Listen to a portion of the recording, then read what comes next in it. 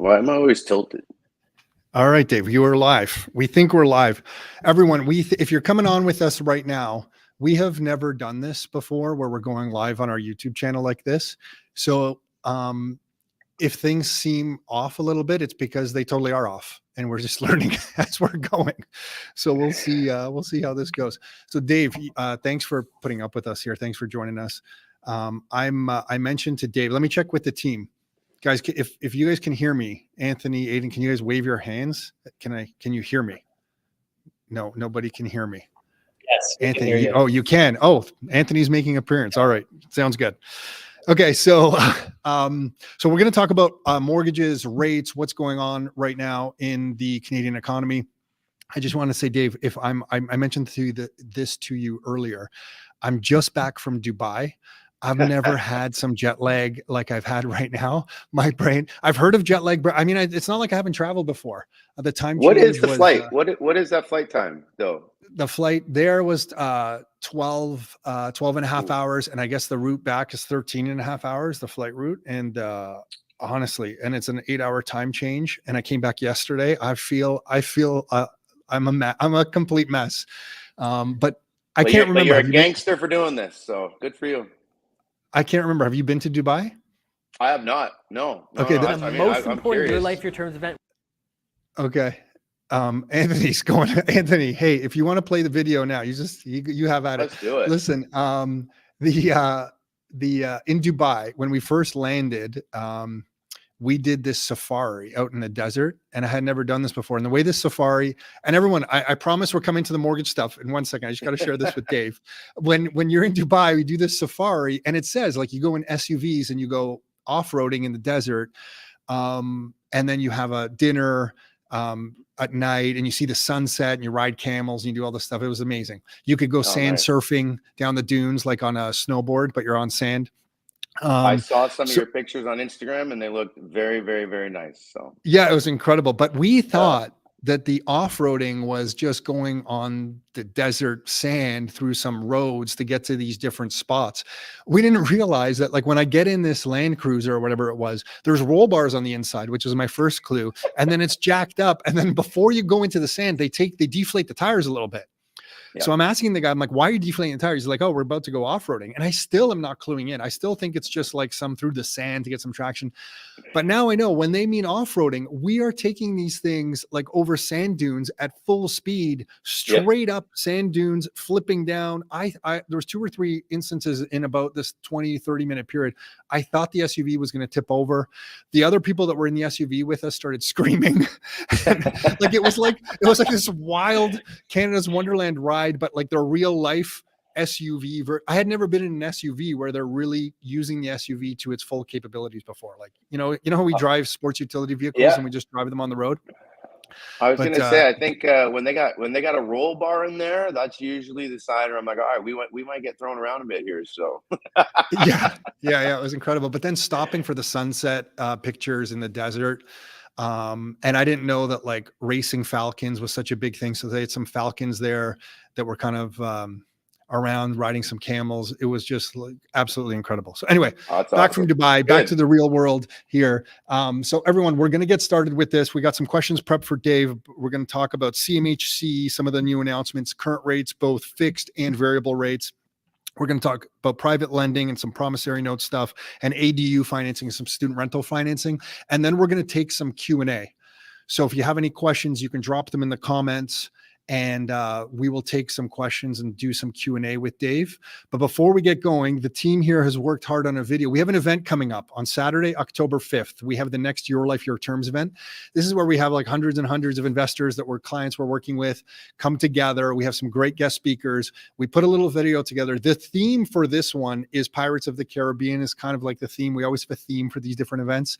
So the video that you're about to see is Anthony dressed up as a pirate explaining what's going on. So we're going to play that video, our little promo for the Your Life, Your Terms event. Then we're going to be right back with Dave to dive into some of this financing, and we will go from there. So Anthony, if you want to start the video, let's see how this goes.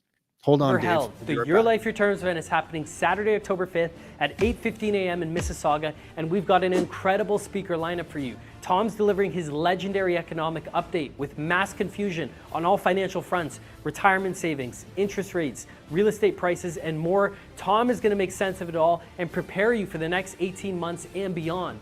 Nick and CEO of Greybrook Realty Partners, Peter Politis, are going to be breaking down what's actually happening in the local real estate market with property prices, with rents, with population changes, with cash flow, financing trends, and housing supply. We're covering it all. If you've got questions about the market, we've got answers. Then Nick is hosting 3 top Canadian real estate experts, tenant placer Hart Togman, mid-rise developer Leonid Koyov, and condo developer Mike Ryrot, and they're going to be talking about how to thrive in this real estate market from multiple different angles. Rockstar coach Mike DeZormo sharing how to increase the rental income and your cash flow as soon as next month and in 2025 and beyond on your entire real estate portfolio. And Florida builder Jim Shields is revealing the 7 huge mistakes Canadians are making when investing in the U.S. real estate. If you're eyeing properties anywhere south of the border, I don't care where, you don't want to miss this talk. And the world's top Bitcoin technology expert, Ben Perrin, aka BTC Sessions on YouTube, is hosting a live Bitcoin workshop showing you how Bitcoin moves locally, how it moves globally, how to use the Lightning Network, and best practices for storing and managing your Bitcoin savings for generations to come. This is a case event if you're seeking financial freedom. So mark your calendars for Saturday, October 5th. Make sure you're there. You don't want to miss this. If you're a Rockstar Inner Circle member and you're not registered yet, I don't know what you're doing, but you can register yourself and your guests for free, but hurry on up. If you're not a member yet, go to yourlifeyourtermsevent.com, learn more about this event, and grab a ticket. That's yourlifeyourtermsevent.com. Get a ticket as soon as possible to get the best price possible. You don't want to wait. You're going to save the most amount of money by getting it now. So save your seats and get ready for an important day of growth, networking, and fun. This is the most important Your Life, Your Terms event ever, Saturday, October 5th.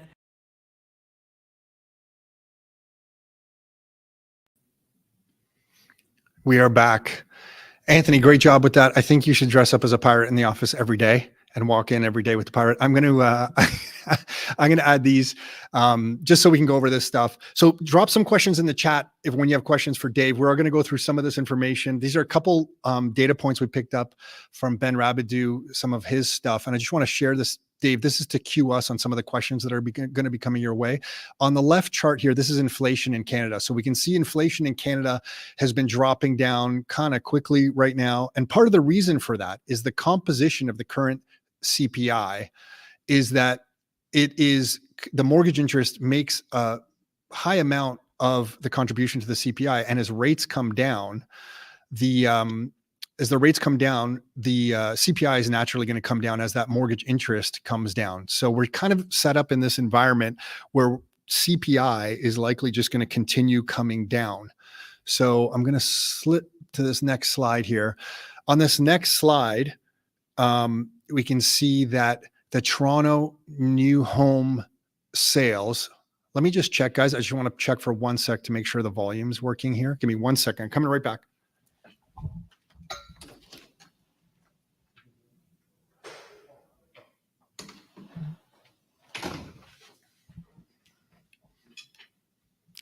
Sorry, Dave, I left you hanging there. No, it's okay. So the volume is working. So on the left chart here, we can see that condo starts are starting to come down and new condo sales, you can see where they are. So new condo sales have dropped so much that the condo market in Canada is going to go through a rough next couple of years. I'm going to show you some more data on this. And single family building permits, you can see they're at the lowest rate in decades here. So thanks for that, Betty. I see you commenting on the volume. I appreciate it. So single family homes continue to be what we call the unicorn. If you're a real estate investor in the greater Toronto area, really right across Canada, but if you're in Ontario and Southern Ontario and you're investing in single family homes and adding ADUs or student rentals or whatever it is, you can see that single family homes are going to continue to be the unicorn here. Condos, as you're about to see, are going to have a little fun time over the next few years. On this next chart here, this is condo completion. So I just want to want everybody to see this. Dave, this is something that when you were on the podcast last with us, you had referenced, and you've really opened our eyes to this data, because we weren't fully aware of this data. So if you see the condo completions on this chart here, you can see over the next 2 years, specifically 2025 and 2026, condo completions are going to be super high. So as real estate investors, anyone in the real estate community, we can all expect the headlines on all the major media publications in Canada that condos are going to be in rough shape, because with all those completions, there's definitely going to be some people who bought them thinking they were going to be able to close, who can't close on them. But then in 2028, you can see condo completions, because we've had such little starts over the last couple of years, drop to the lowest point in years. So the condo market's for a wild ride. We're going to go from this very negative mass media headline environment for condos over the next 24 months. And then suddenly there's going to be no supply coming on the market. So that's going to shift again. So the condo market specifically is going to go through some wild gyrations in the media over the next little while. Housing starts in Canada on this left chart. You can see rentals and condos and single family homes. You can see what's happened over the last little while, sorry. Rental units and condo completions are clearly surpassing single family home starts. So again, if you're an investor, there's nothing wrong investing in condos if that's your thing. We just specifically like single family homes and the strategies that single family homes offer us with different income strategies that we can put on them. Because they're being produced less and less, they continue to be the unicorn in the real estate investing world to us. And then you can see single family home building permits across Canada here dropping to its lowest level in decades. So just some insight. The condo market is going to go through a wild time. We should all be ready for the headlines where condo market is just completely saturated. And then in a couple of years, it's going to be, where are all the condos? There's no condos. And single family homes is, as long as there's a structural imbalance between the population growth here and the supply of single family homes, which there clearly is, we can see that single family homes, in our opinion, are likely going to have continued good demand. So if you have any questions on this stuff, put them in the chat and we'll get to them. I have a last couple charts here to share before we go with Dave. Here's the Bank of Canada's policy rate plan, that over the next few meetings, they're going to continue to cut rates. So they've cut rates several times already. And now the kind of expected plan by most Canadian economists is just they're going to keep doing so.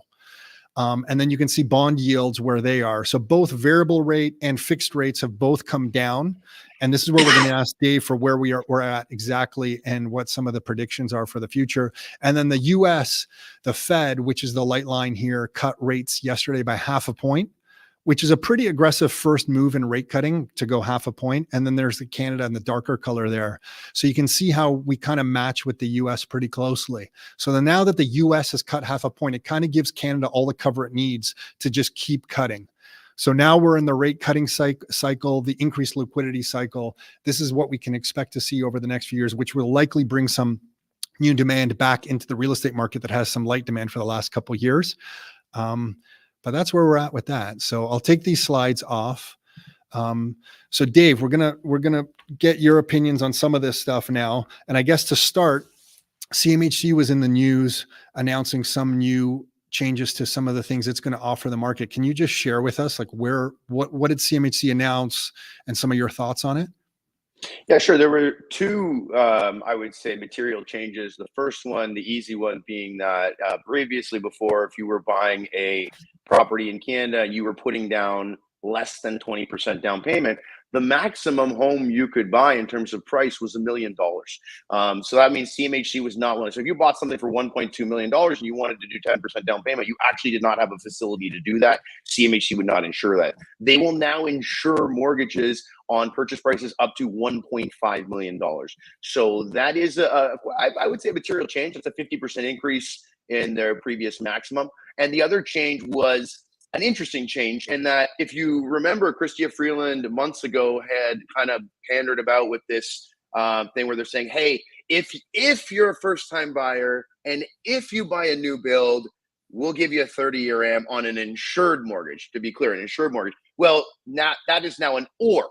So now it's simply, the rule now is, if you're a first-time buyer or you're buying a new build, if it's an insured mortgage, meaning less than 20% of down payment, you can actually qualify and get up to a 30-year amortization. So look, this is very welcome, but I mean, Tom, Nick, we all, we have been around when insured mortgages had up to 40-year amortizations and you could do 0 down payment. So, I mean, I think though it's in a good time for the cycle, right? I mean, we're starting to see the cycle shift. And Tom, back then, when was the 30 and 35 and 40-year amortizations available? They were available in the type of cycle we're about to enter. Yeah. Yeah. Do you remember? I remember doing like 0% down investor deals. And then the late Jim Flaherty's passed away, but the late finance minister in Canada pulled that back in. Do you remember that era? 0% down investor mortgages, 35-year amortization. It was wild. Even with the amortization, the CMHC fees, it was just like absolutely incredible. Okay. So the CMHC changes, I think over like my lifetime, over the next 5 and 10 years, we're going to see well beyond 30-year amortizations. Now, this is just my opinion. It doesn't make any sense that we would see that. I just feel the government is going to announce to Canadians that it's only fair that all Canadians have access to homes. And the way to do that will be to extend the amortizations. And again, I'm not agreeing that that should be done. I don't think that makes any sense to do. But I do think politicians will start announcing that's time over the next 5 years. We're just going to see longer and longer amortizations and, or opening up the 30-year from first-time home buyers to like everybody. We're just going to see increases in that, but I'm just guessing, but that's kind of my thoughts on where some of that's headed. Okay. So Dave, where are current rates at though? I don't know if you want to start with variable or fixed. And then maybe if you could do some, I know everyone's case is different. Everybody has different credit scores. I understand that this is a completely loaded question. But where are rates fixed and variable? Well, I look, I can tell you one thing is we're in a different era in terms of rate sheets. I always laugh and I say, when I first started in the business, you had a rate sheet from a bank and the 1 year, 2 year, 3 year, 4 year, 5 year, it was all just one rate. And that applied to either a rental mortgage, an owner occupied, an insured, whatever. Now there's really 3 different distinctions you need to know. There's insured rates, right? So if you're buying a property less than 20% down, there's conventional rates, meaning you're buying a home that you're going to move into at 20% down or more. And then there's rental rates, right? So currently today, you have basically those 3 and the range is wide. So rental rates are the higher rates at the moment, slightly higher. And then you've got your conventional regular owner occupied, and then you've got your insured owner occupied. We are seeing on fixed rates, it's incredible. And the spread is so wide, but we are seeing already as low as 4.09, 4.19 on a 5-year fixed rate on an insured owner occupied mortgage.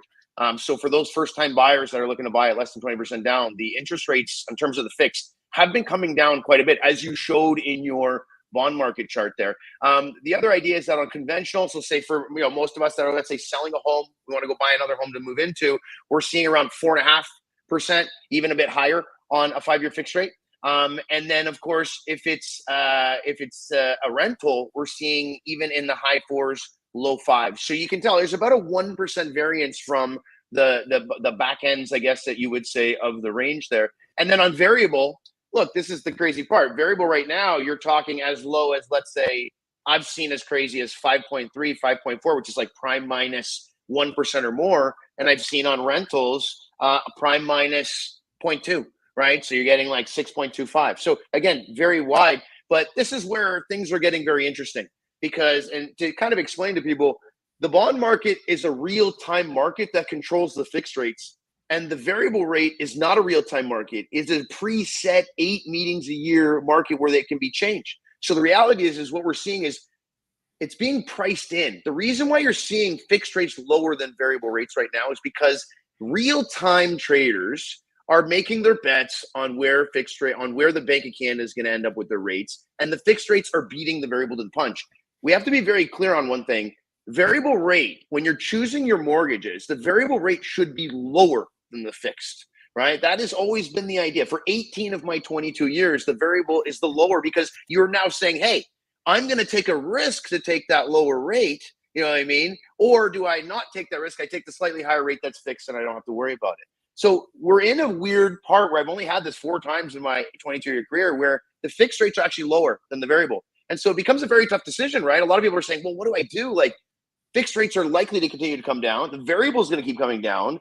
do I take the fixed rate now and then maybe worry about it down the road? Or do I take the variable, which is at times 1%, even more higher than you can get on a fixed What rate? have you been seeing a lot of people do? Are a lot of people hedging with like a 3-year fixed rate right now? Well, I mean, look, I can tell you what we're doing. I mean, and what we were doing when volatility was at its highest in the back half of 2022 and in 2023 was we really preached to people we wanted them to take flexible mortgages. And that's being 1 year, 2 year, variable, something that would allow you to capitalize on lower rates when they came in the future. And they were going to inevitably come. The 3-year at the time was not something we liked. What's happened is the 3-year became the intoxicating rate in the last 12 months. It was that one rate that was lower than all the other fixed rates. Yeah. And it offered this part of flexibility because you're like, well, it's 3 years. I'll have a renewal. Instead of 5 years, I'll have a renewal. But the reality is, I always say this, would I want to take a 3-year fix today in 2024, knowing my renewal is coming up in 2027? And the answer is no. If there is going to be an inflation spike, it's likely to happen at some point, potentially in the back half of 2026 and in 2027, when they would inevitably then have to do a rate increasing cycle. I do not want my renewal then. I think, and what we've been preaching, and a lot of our customers have been listening to us and going with this is, you take the variable, treat it like an elevator, right? If I said to you, I think in, 3 to 12 months, the fixed rates are going to be even lower than they are today. I think you might be able to get a 5-year fixed at even 3.49 potentially. Then the idea is, how do you get there? What's the easiest way to get there? Jump in a variable. As the rates can continue to come down, the variable rate offers a clause in it called conversion. So at any time in your variable rate, you can actually just call the bank and say, done, don't want variable, I want but if fixed. I have a variable rate, and I do want to switch it to fixed at that moment, do I have any negotiation on the fixed rate? When you're renewing a mortgage and you go to a new fixed rate, when your term's expired, you can negotiate with the bank a little bit on the renewal. They're going to tell you, hey, here's the rate we're offering you, but then you can say, no, I might take my business elsewhere. Please give me a better rate. And they'll generally just oblige and give you a better rate. When that happens, if you're in a variable rate, and you call the bank and say, holy shit, I don't like what I'm seeing. Can I fix the rate at a competitive fixed rate? Or am I forced to accept whatever the bank, like the posted rate the bank's putting, which isn't necessarily the best fixed rate at the time?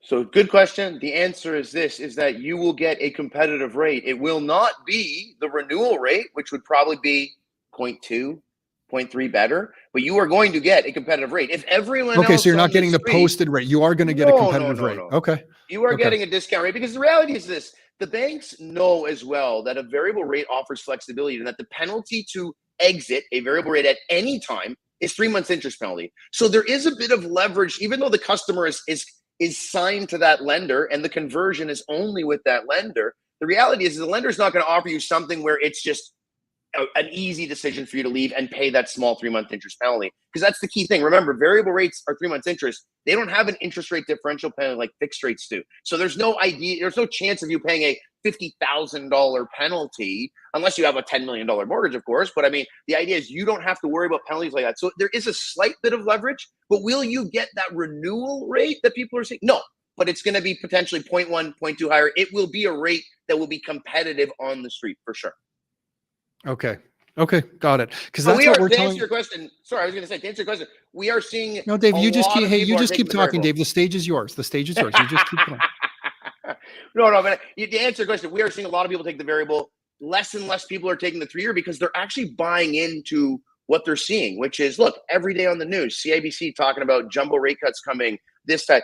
People are actually seeing what we've been saying was going to happen. They're saying, okay, I believe you. I'm going to do this, but I don't love, and I've been very upfront with this and very vocal about this. I do not love a renewal in 2027. Okay. And that's the biggest thing we're trying to explain to people, is that in the 2010s, that decade from 2010 or great financial crisis to 2020 was this very steady projection of rates. Like rates just were steady. It was easy to look at the real estate market. This decade, the rest of this decade, definitely, we're trying to prepare everyone for extreme volatility. Rates were low at the early part of this decade. I mean, the pandemic hit, rates came right down. Then rates have gone up. Now they're going to go through a down cycle. And like you're saying, in the next 24 months, when another wave of inflation hits, because of these lower rates, they're likely going to have to raise rates again. So this decade is going to require some sophistication in your real estate analysis, because to us, volatility is the new normal. Yes. With debt levels in the world the way they are, slight changes in rates and what the central banks decide, really deflect off the bond market and make the bond market go haywire. So we're going to see rates go up and down, and everybody needs to be prepared for volatility. So, and thanks. We see your question in the chat. We're going to take some. I want to keep moving here a little bit. Dave, two questions in kind of the private lending market. The first question is, if someone needs to borrow money privately, what is the current rate? And again, I know that's a loaded question because every situation is going to be different. And then there's a lot of stuff in the news, and we don't have to get into any specifics on promissory notes and where some lending has gone bad. Is that something that anyone even needs to pay attention to? Can you give a couple headlines on what happened in that world? But let's start with private lending. What's the private lending market looking like right now? Private lending market is definitely not as very detailed as the regular bank market, which is interesting because you would think it should be more complex. But we are seeing on first mortgage privates, we are seeing anywhere still between 7 to 9%. So you're still single digits, and it's getting a bit more competitive because look, private lenders, when they see the real estate market potentially could start to open up, they start to open up their restrictions. And so we are seeing, I've been having multiple calls with private lenders in the last couple of weeks, just kind of giving us their parameters, letting us know they're back, that they believe that some of the uncertainty is over with, and that they're ready to re-enter the market. So we're seeing first mortgages anywhere between 7 to 9%. Second mortgages, we're seeing anywhere between, say, 11 to 13%. Rates didn't change as crazy as it sounds. With as much as the Bank of Canada changed rates, you didn't see privates change as much. At the end of the day, private investors, generally speaking, have a range that they're looking to get. And even though the Bank of Canada may make changes, most private lenders that I know are pretty sensible, and they really just want their capital out. They'd rather not, overcharge by 2% and then have to fight to get the money back out. Private lenders love to have their money out and working, and that's just the way it is. And then as far as promissory notes go, look, is that I'm just asking that because in the headlines of the media in the last few months, there's been a lot of different mention of promissory notes and real estate investors using them. Yeah, I just want to give anyone listening, what's something people should know about that whole thing without going into all the stories? Don't be the lender. Be the borrower all day on a promissory note. Be the borrower as much as you want. I mean, what were people doing with promissory notes? They were lending money to someone else, and the only guarantee was the promise to repay. It wasn't secured against any form of collateral. Am I overgeneralizing? No, it's right. It's just it was done in the wrong way. And what I mean by that is you had, let's say a real estate club across Ontario, people within that club, to try to facilitate deals, they would go to their own members and say, hey, are you looking to lend money out? And they'd say, sure, I will make, you're going to make a lot of money. And so what was happening is some of these clubs, in order to perpetuate business and to make business run, they would have investors of theirs give money to basically lend to other investors. So things are moving, right? Sales are happening. But the reality is that promissory notes, in my opinion, were not done correctly. I mean, you can even see on the news, there's multi-millions of dollars being lost by investors that would trusted the wrong people. Money was put out. And at the end of the day, I've never liked promissory notes for one reason. As a lender, you're not secure. You're just not secure. How am I getting my money? If they don't pay me, what can I do? Now I'm in a legal fight that I don't want to be in. At the end of the day, I would rather be a private lender than lending a promissory note. And I've said this to anyone, and we don't do it. Our firm, we refuse. If I'm going to lend a promissory note, it's coming from me, Dave Butler. I'm not going to ask my clients, I'm not going to ask my lenders to lend on a promissory. My lenders are willing to lend on secure real estate where they feel they can't lose, right? And where they can help the customer. At the end of the day, a promissory note being lent out where there's no exit plan, that at the end of the day, that person that's lending out is in danger. And we saw that, and we're seeing that, and that's going to continue to happen over the next 6 to 8 months as the market changes. We will likely see some maximum pain by sellers that have to capitulate, or people that are having trouble paying their mortgages even now. And you're going to see some more situations where these promissory note things become a thing, because that's the first thing to drop is the people that lent on promissory notes. So the first people to always lose money when cycles change like they have been, and that's what's happening. But my best advice is be the borrower all day on a promissory note. Do not be the lender. Okay. Before we take some of the questions that are coming here in the chat, I just want to ask you about accessory dwelling units, or, like legal second suites, or somebody building a garden suite or a laneway house. As far as banks are, and the reason this is coming up with investors so much is it adds a lot of income monthly to the property. So for example, we know some people building these in Hamilton and downtown Toronto Laneway, Kitchener, people are adding them to lots, and they're adding, if they're building a garden suite in the backyard of this house, they're adding like $2,000 a month to that rental property. So there's capital required to build it out. You're obviously spending some money to build this out properly. But if you have one single family home rental that you're converting into a legal second suite, so it's kind of like a duplex, and then you add a garden suite in the backyard, you're turning a house that maybe was generating $3,000 a month in rent to something closer to $6,000 or $6,500 in rent. So it just changes the numbers a lot on investors. Are you seeing banks lend on these properties, or if somebody's going to build one and refinance, are the banks looking at the extra income that's generated from adding one of these units during the appraisal? What's the state of that market with the Canadian banks? Well, we got some lenders, I will say that. Look, whenever there's a change like this, in terms of regulation, the banks always take a long time to get caught up, right? I mean, look, anyone that currently has an Airbnb property is still having trouble getting financing, and Airbnbs have been around for a long time. The good news about ADUs is that right away, there were two banks that actually jumped on board and were involved in making sure that they would finance properties that had ADUs on them, and that would be TD and National Bank. Now, National Bank, it's through their wealth side, so you would want to have a connection through their wealth side on that, which we happen to, of course. But it is something that is being financed. So imagine I have a property, I'm going to put an ADU on it. It's now bringing me in more. Traditionally, if you would go to your bank and say, I just put an extra dwelling on the property that's making more money, they'd say, oh, if it's more than one dwelling on the property, we won't even touch it. And that was a rule in banking for the longest time. Okay, meaning I used to get clients come to me and say, I want to buy this beautiful property. It has two separate homes on one lot.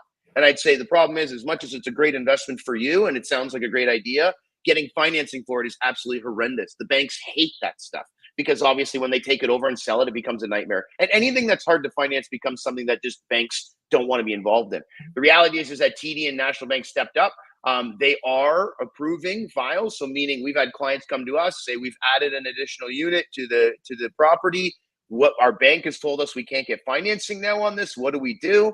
We have taken their applications to the appropriate banks that will allow it, and we've gotten approvals. But again, it's really just a situation where it's going to take time for all the banks to adopt to this new thing. Banking is slow. It's literally the slow. Any industry I've ever even watched or studied, the banking industry for some reason is the slowest one to make changes because it's a very old school thinking, and they don't like to change until they know for sure if they're going to lose or make money. I mean, obviously banks are very zero risk, right? So we are seeing some change, but the reality is there. You can get financing on it. You have to be very careful with the lenders that you use, because also if you report to your bank that you've just added a dwelling to a unit and they're not a lender that allows that, now potentially the bank can say, well, we don't want your business anymore on that property. So, things are, listen. And have you seen that? Have you seen that happen?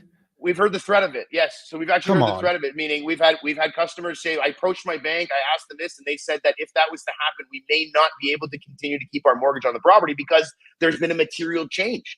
And it's against the current bank rules. Then effectively, now I don't think the banks want to do it because every bank wants that mortgage. But the reality is under threat, it has happened. So I remember every day. Yeah, I remember owning a student rental by York University that was financed by one of the big Canadian banks, and I guess their auditors at one time decided they didn't want anything to do. It was a declared student rental. Upon renewal, I get a letter saying, hey, thanks for your business the last 5 years. We're not refinancing. We're not renewing this mortgage. You have to go find another bank. I couldn't believe it. They just, washed their hands. So on that question around student rentals, are there banking options available? And the reason I'm asking about student rentals is specifically around Guelph, Western, Brock, McMaster.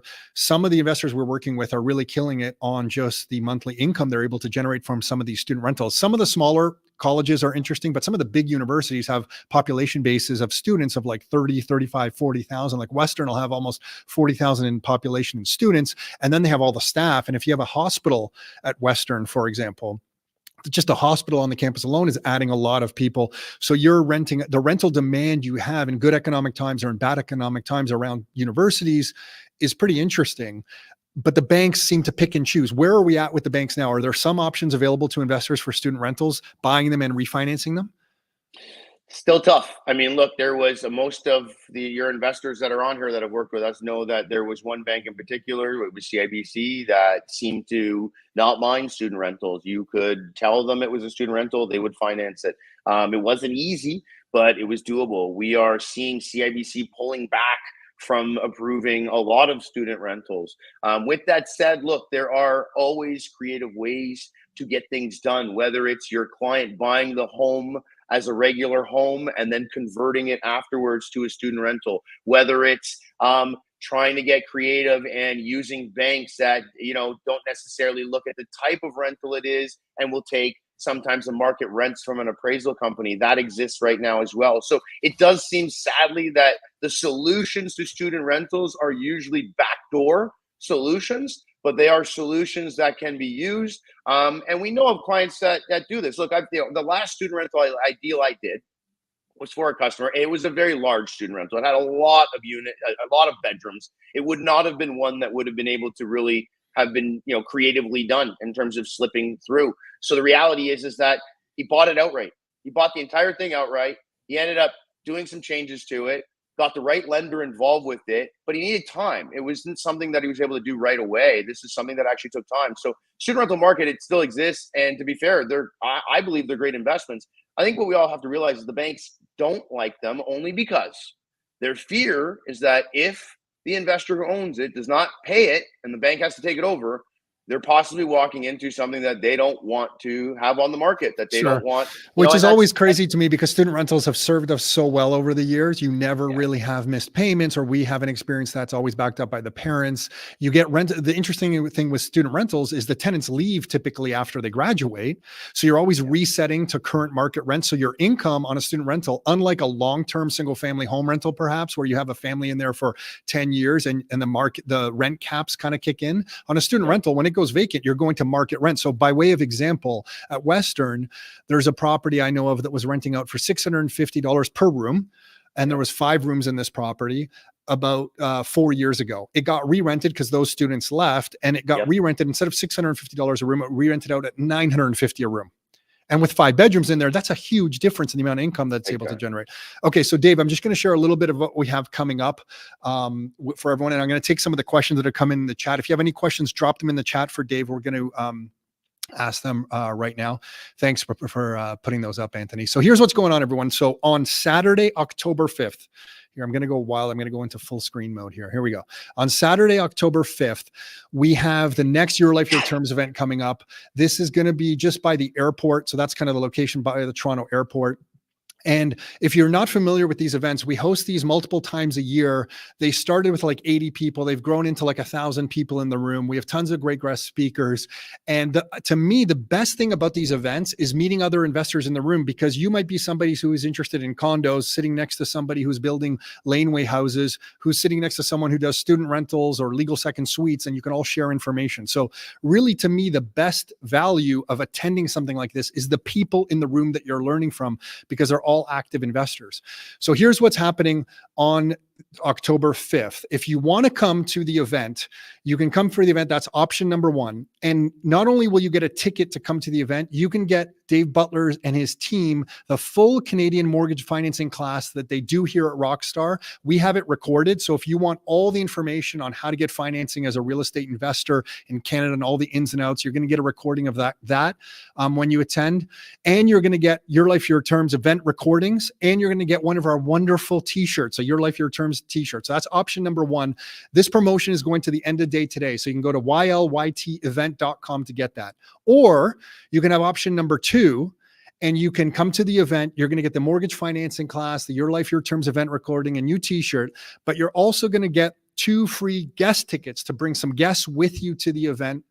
And you're going to get access to all the different classes that we have here at Rockstar. So you can come to the event and you can get access on the screen now. You can see the Better Mortgage Select class right here, the mortgage financing class taught by the Better Mortgages Select team. That's one of the classes, but you're going to get access to the student rental class and the rent to home, your home for top dollar, the bookkeeping class, the landlord rights class, buying properties in Florida, our Fast Start tour, tax planning class, using corporations when you're investing, the multi-unit class, joint ventures, Airbnbs. You're getting access to all of these classes that we put on here at Rockstar. So if you take option number 2, when you go to ylytevent.com, you're going to get access to the event on Saturday, October 5th, 2 guest tickets, and access to all the other classes that we put on. And you'll become one of our Rockstar Inner Circle members, where you get access to our newsletter and all these wonderful things. So that is option number 2. So if you want access to Dave Butler's full class and everything else we're doing, that's option number 2. We're keeping these promotions live till the end of day today. So that's ylytevent.com. Option number 1 is available to you, and option number 2 is available to you as well. So hopefully that was clear. Let me bring Dave back on here. Here we go. So Dave, we have some questions that are coming in here. I see one question from Dave I want to ask. So Dave, I'm going to ask your question to Dave. What are you seeing on the sale of duplex conversions? I think they'd be attractive to home buyers to have a way to offset the cost, but they're not sure they're having in the market. Dave, are you seeing anybody sell new duplex conversions? Or investors keeping them? I can give my answer as well, but are you seeing people sell these properties? Are they moving? Do you have any insight into that? No, I don't. I mean, every investor that I speak to, in terms of a property like that, is not really looking to relinquish it unless for because some they reason, added the income and they're keeping the property. Yeah. So Yeah, what and we are, yeah, go ahead. what we're seeing on those, when they are, what people aren't doing is, like Dave's saying, not selling them, they're refinancing them. And they're working with Dave's team to get the appraisal on them. And then they're using comparable. Sometimes the appraisals coming in, as we kind of discussed, lower than they hope because the rest of the street doesn't have a legal second suite or a laneway house or a garden suite in the back. So they're waiting for some comparables in the city to sell. So some of them are selling, and those are typically getting higher prices than a normal single family home. And then they have some comparable to use with the appraiser to refinance that property and extract some equity that they built in that property. So it's a little tricky right now, but that's what we're seeing on those. Dean has a question. Even to jump in there, Tom, on that. I mean, I can tell you just from my side in terms of duplexes. I mean, we get calls every single day from they're not investors. They're regular people that want to buy a home to move into. Makes sense. They are constantly asking about buying duplexes and triplexes where they will live in one of the unit and rent out the other unit. So the demand on them is extremely high. But to your point, and that's why you just said the prices on them usually see them go a bit higher because the demand is so high and there's not enough supply of these types of properties available to meet the current demand. And the reason why I have that current demand is simply because it costs so much to now have these homes. So just like I said on the podcast with you when I was there, we've done more applications in the last year where we have more than 2 people on the mortgage app than I've ever done in my 22 years of doing this. And that goes to show more and more people are teaming up. I've got mom and dad along with son and his wife all moving in together now. This is a new thing, but it's happening all the time lately. So Mark, Andre has this question. Thank you for the good info. Are longer amortizations good for investors? What are your thoughts? I'll tackle this one, Dave. Longer amortizations, in our opinion, are great for investors as long as the carrying cost of the property is something that you can handle. So if you imagine the Bank of Canada came and said, we're going to allow 50-year amortizations. I'm okay with it as an investor because my monthly carrying costs are typically lower. The interest that I'm paying, although is much longer, is a tax deduction because it's a rental property. So I'm for it. The only time I would be against it is that if I'm leveraging myself so much with, buying multiple properties and I'm just really have no room for any kind of error, I don't want to take on too much real estate if rates change on me and I can't carry my properties. So the property typically has to be cash flow positive so that if crap hits the fan in the economy, I can carry these properties. What we've seen when real estate gets when a frenzy builds in real estate, typically people buy properties thinking they're just going to go up in price forever. They don't look at the monthly carrying costs. They just think they're going to sell them for a profit. And then if we go through a period of 3 or 4 years where rates are high, what happens in that moment when rates are high, people can't carry their properties anymore and they have to sell them. So the low amortization was so exciting and people got into the market, but they didn't run their numbers properly. And then when rates change on them, they're forced to sell. So as an investor, the general rule of thumb, I don't care about longer amortizations. The interest is a tax deduction, but I have to run my numbers, work with a team that knows what they're doing so that I don't overextend myself. Should rates change, I don't have to sell these properties really, really quickly. So anyway, that's kind of my thoughts. Dave, I wanted to ask you this question. Why were you saying you don't want a renewal in 2027? That question has come up, it looks like, a couple of times in the chat. So like, why don't you want a mortgage renewal in the year 2027? Because if we are going to get, when you look at a calendar and you start to forward look, if the Bank of Canada plays the rate cutting game until let's just say they stop their rate cuts in the summer or fall of 2025.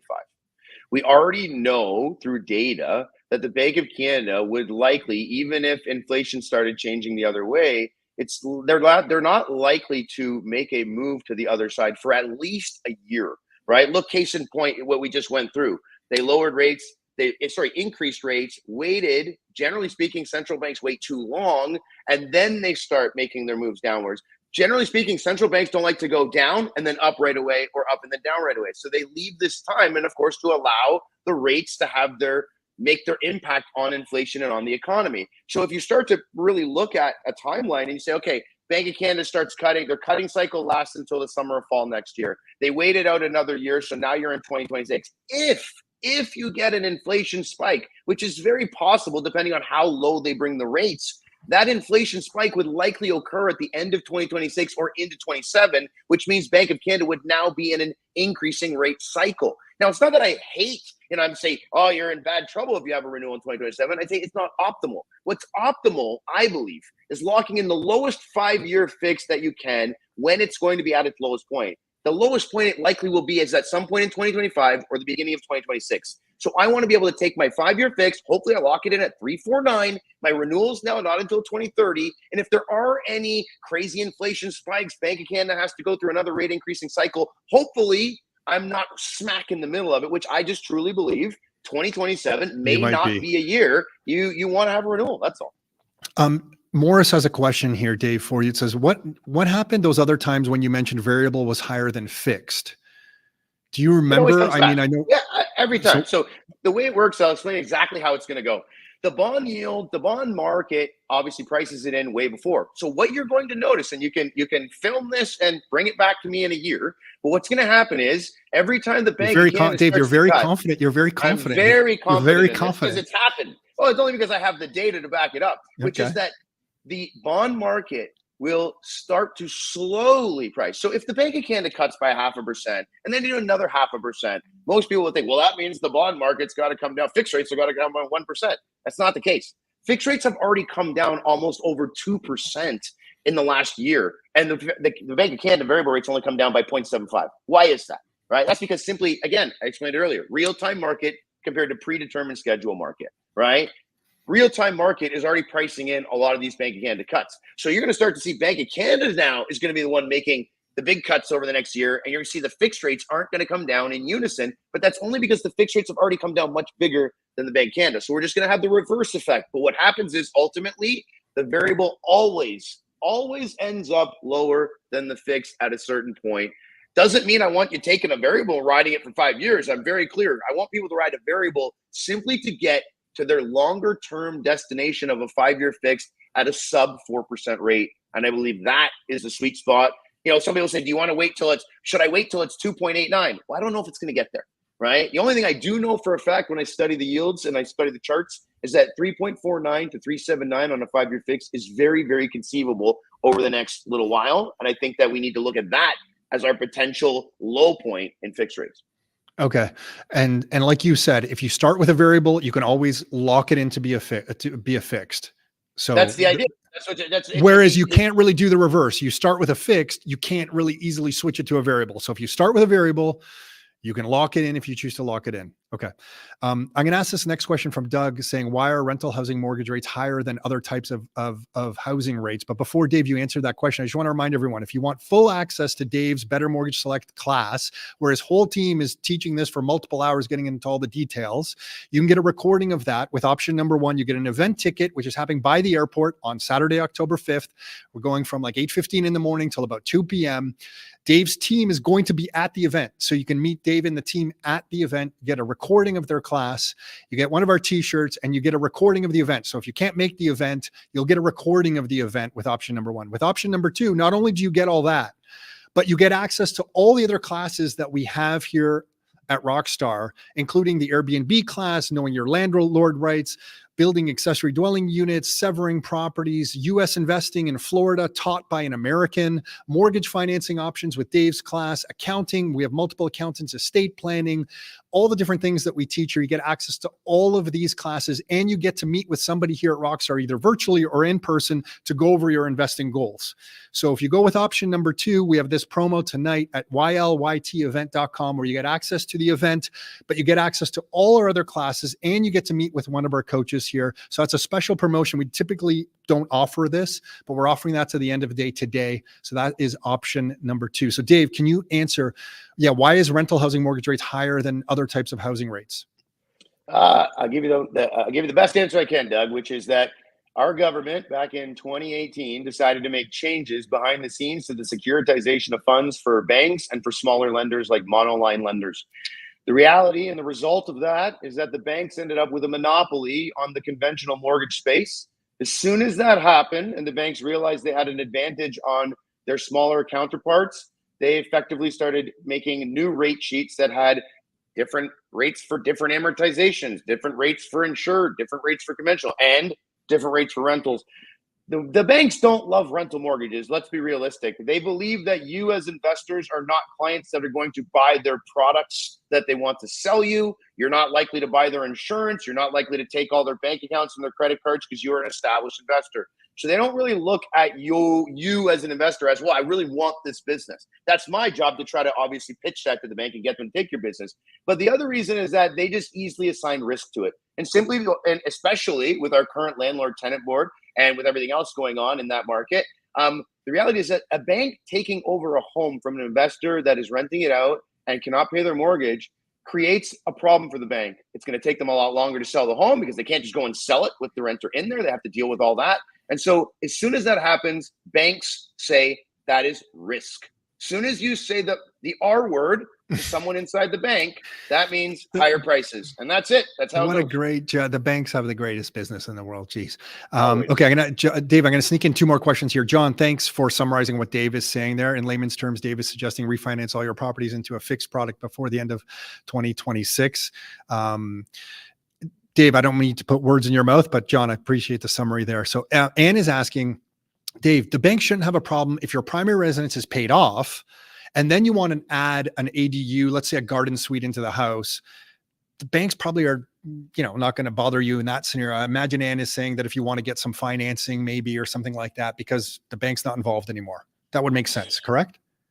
And good question. Look, if you own your home and there's no mortgage on it, there's no bank to worry about. Now, obviously, in this case, if I'm trying to read into the question, how would you, if you had the money on your own to build the ADU and you built it and you didn't need to put financing on the home to replace the money that you had used, fantastic. You don't need a mortgage. So therefore, banks have no say. You get to do what you want. But if you have a home paid off and you're looking at adding an ADU and you're deciding, well, should I add the ADU first and then refinance? No, I would actually refinance before the ADU is on there because you're going to have more choice, right? Remember, there's only certain banks that are actually financing ADU properties. So the reality is that before it has an ADU, you're going to get your most and your best financing options. So that would be the time I would actually take the money out, build the ADU, and then after that, if I assess that I need to refinance or whatever, fine. But the idea is, if a client came to me, house is paid off, I want to add an ADU, I will not need to refinance after. I just want to take the money out of my home now to build it, and I'll pay the mortgage.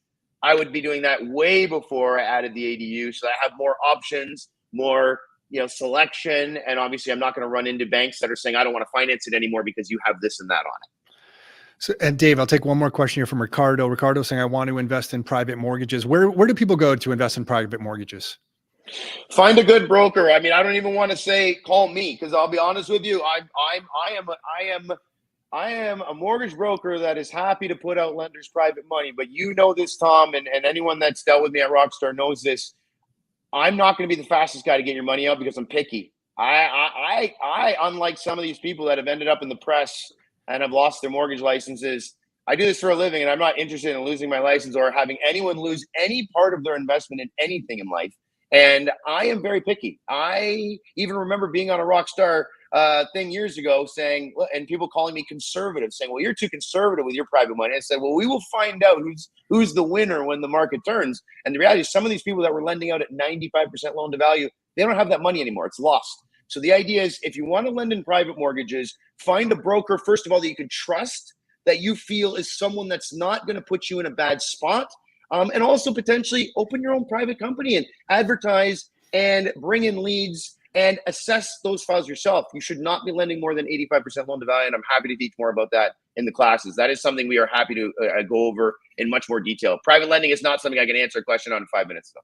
So remember, on Saturday, October 5th is the Next Year Life Your Terms event. Dave is going to be there. His team's going to be there. We have a stacked lineup. You can go to ylytevent.com to get option number 1 to be there, and a recording of Dave's mortgage class. Option number 2, you can get all of that, but you can also get access to all the other classes that we have here at Rockstar, including meeting with a Rockstar member of the team to answer your real estate investing questions and come up with a plan. Basically, we start with, listen, what are your short-term objectives and what are your long-term goals? Maybe we can help you, maybe we can't. But we need to have that conversation, so you can sit down with somebody on the team here and have that conversation, and we'll tell you if we can help you or we can't help you. That is option number 2. Both of those are available at ylytevent.com till the end of day today. This is a special promotion we're trying out for doing this. Dave, I know you're busy. Thank you for doing this. Thanks for putting up with me with the jet lag brain here. I need a couple more days, but I appreciate you doing this, Dave. You did good. And thanks for everybody tuning in. Sorry? I said, I didn't even notice, brother. You're good. Oh, I feel it. But thanks for everyone tuning in. This is the first time we've gone live on YouTube like this. So appreciate some of the patience with our audio and stuff like that. Looks like we got it rolling. And Dave, we'll see you soon. I know this weekend we're going to have some fun. So see you soon, Dave. Thanks for doing this. Thanks for everyone. If you want more information, ylytevent.com until the end of the day. Thanks everyone for tuning in. Talk to you soon.